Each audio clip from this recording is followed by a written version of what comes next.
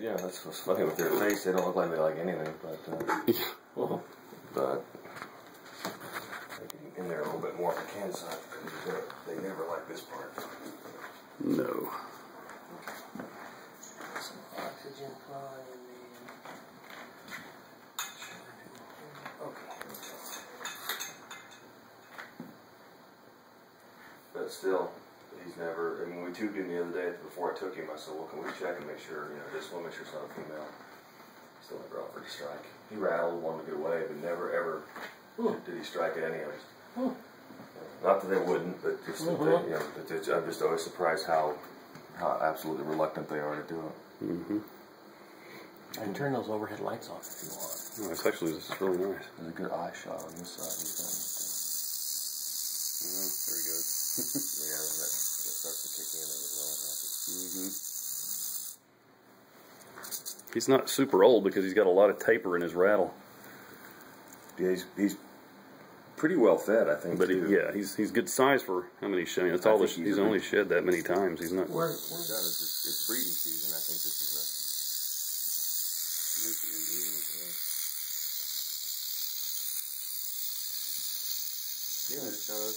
nice. Look at that. Scar. Pretty sizable one. Wonder what he came in contact with. It'd be interesting if you opened him up and found a transmitter in him.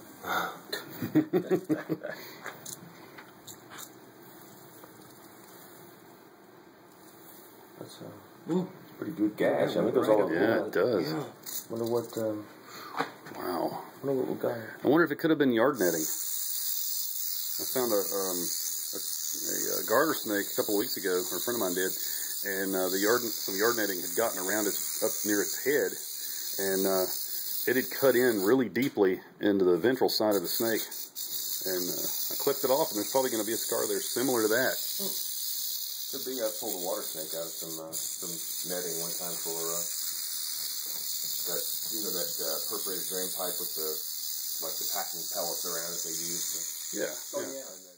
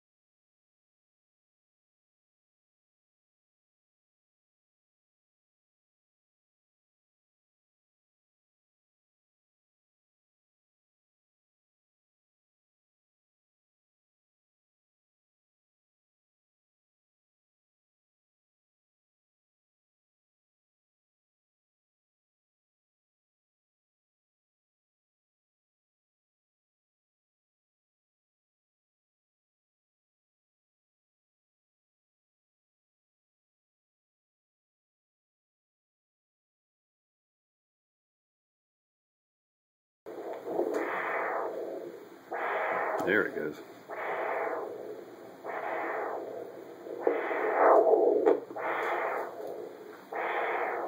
Okay. if you'll just turn the wheel, Roddy, I'm gonna rotate him towards me so he's up on the side on the ground.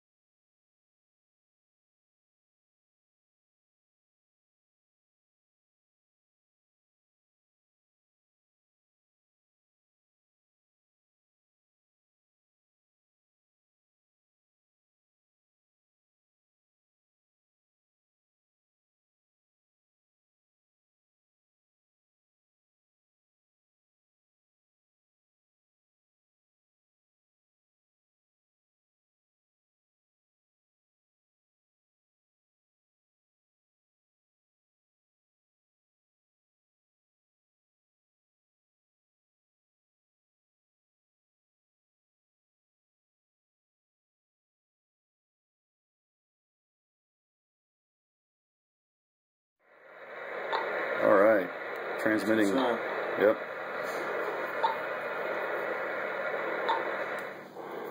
good. Yep.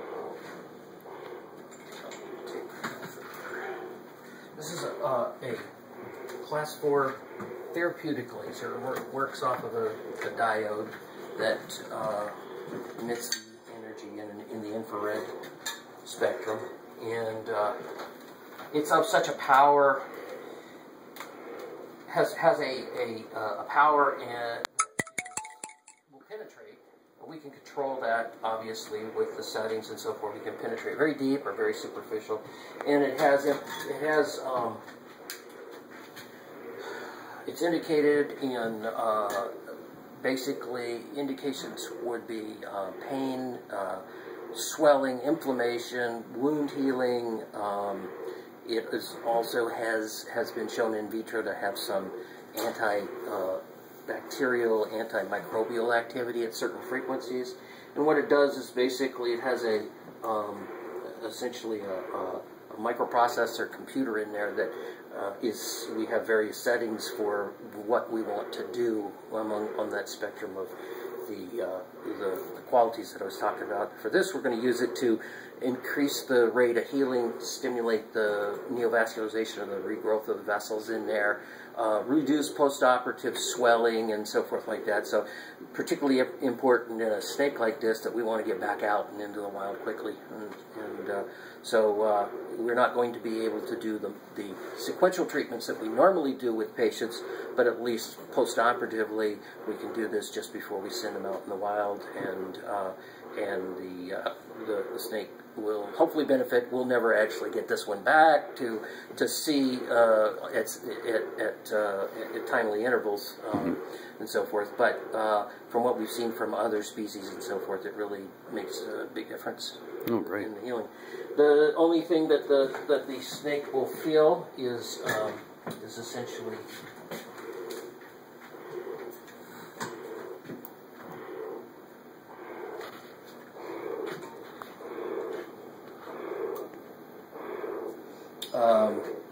right now it's anesthetized, but if they were awake, they'd feel warmth as the energy is penetrating down through the tissues.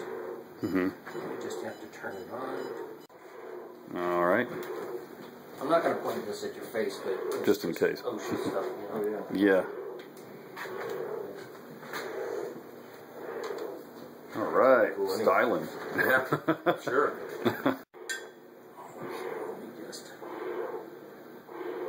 Good.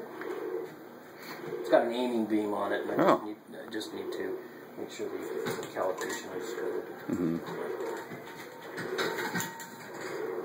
All right, here we go.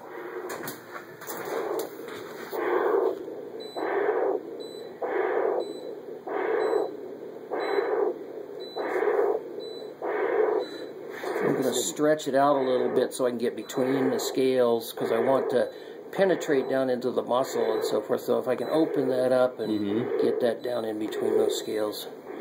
And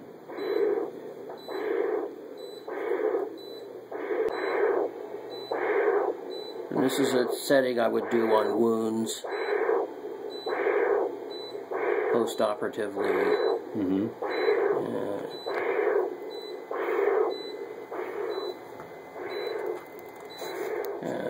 Say laser, you expect to see like a Star Trek like beam. Yeah. Yeah, I think if it was that powerful, it would slice the snake in half. Well, I got one of those in the other room, but it doesn't really. Yeah. And the real nice thing about it is how non-invasive it is. You know, you can do this on.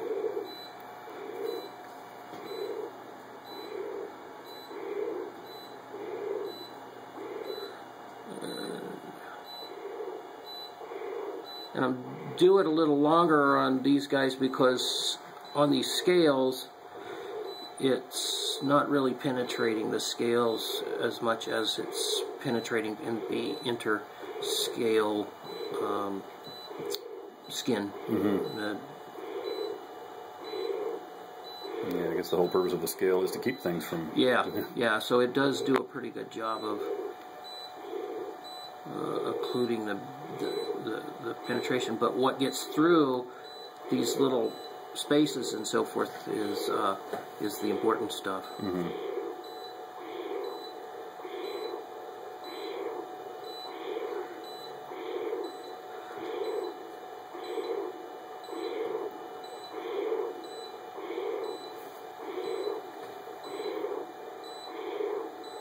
I wonder if this is the first rattlesnake in history to have this type of laser device used on it. I don't know, but I will tell you this: they're using it. They've been using it in Arizona and Colorado, studying it in the use in rattlesnake bites. Really? In treating patients because of its tremendous anti-inflammatory activity and capacity. And while I haven't used it, I've heard talking of practitioners who have used it, have seen inflammation, the swelling post bites that have been dramatically reduced. That's great. Oh, yeah.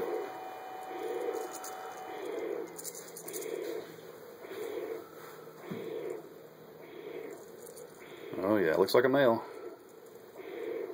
Yep. Oh, yeah. Okay.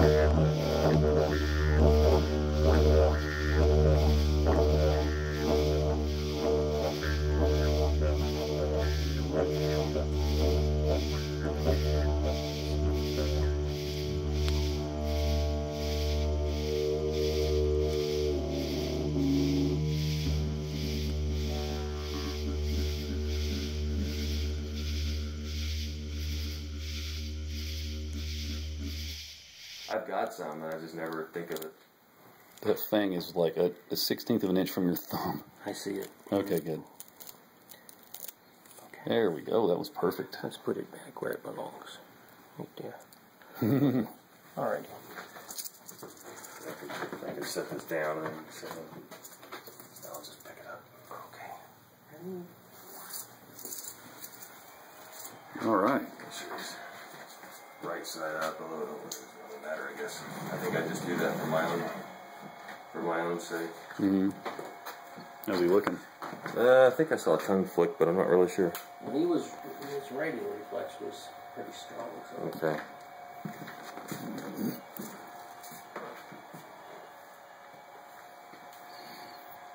All right, and that's that.